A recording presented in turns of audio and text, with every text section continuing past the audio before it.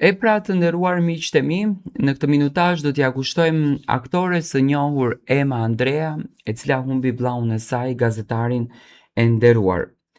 Aktoria e njohur Ema Andrea ka reaguar përmes një postimi emocional në rrjetet sociale, duke falenderuar të gjithë ata që kanë shprehur ngushëllime dhe solidaritet pas ndarjes nga jeta të Eneas, vëllait të saj binjak. Ajo thekson se çdo mesazh dhe përqafim ka pasur peshën e një zemre të madhe, ashtu siç edhe në fakt ishte vetë Enea.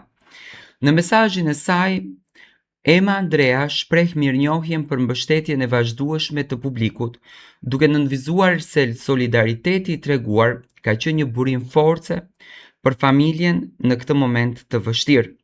Ju falenderojmë të gjithë që nderuat e vazhdoni ta bëni Enean ton. Çdo mesazh, çdo përqafim na erdhi i madh si zemra e tij. Enea në mirësinë e buzëqeshjen e tij u jep bekime që na gjendet pranë. Luftën mos e harroni. Enean, jetën si asgjatëm dot, por kujtimin mundemi. Do të na përkëdhel zemrat nga lart si veç ai di ta bëj, shkruan aktoria në Facebookun e saj. Enea ishte një djalë fantastik. Ishte një djalë që në fakt e admironim edhe e donim të gjithë, por fati është ky. Çuditërisht viti 2025 ishte një vit i kopshëm, ku na mori shumë jetë, ku na mori shumë dhimbje. Në ditën e sotme kanë qenë edhe të dyzetat të Shpat Kasapit. Familja e tij, ashtu siç e do tradita, në xhamin e qytetit të Shkupit ka bërë të dyzetat, ku njoftimin e ka bërë publik, që të gjithë qytetarët të cilët duan ta nderojnë dhe donin ta respektojnë Shpatin mund të shkonin për të dyzetat e tij. Dy djemë të cilët kanë qenë vërtet një kryevepër, dy djemë të cilët kanë qenë jashtëzakonisht të mirë, sot nuk i kemi më në mesin ton.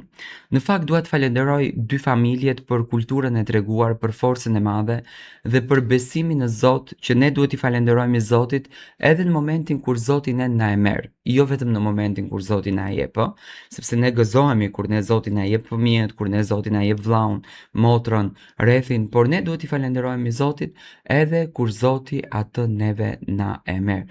Dhe pikërisht në fakt mesazhi i Emës, mesazhi i familjes së Shpatit që janë kaq të fortë, që janë kaq të lumtur në kuptimin shpirtëror që i kanë patur në mesin e tyre, është një forcë shumë e madhe. Ne do ta kujtojmë Enean edhe Shpatin me shumë dashuri, por të humbësh vëllaun binjak është shumë e rëndë, sepse në këtë rast Ema ka humbur gjysmën e shpirtit, duke e ditur ne që bineqërit janë gjysma shpirtrash që në fakt luftojnë dhe japin energji tek njëri tjetri. Ne do takohemi sërish së bashku, dua të marr mendimin tuaj për këtë ngjarje.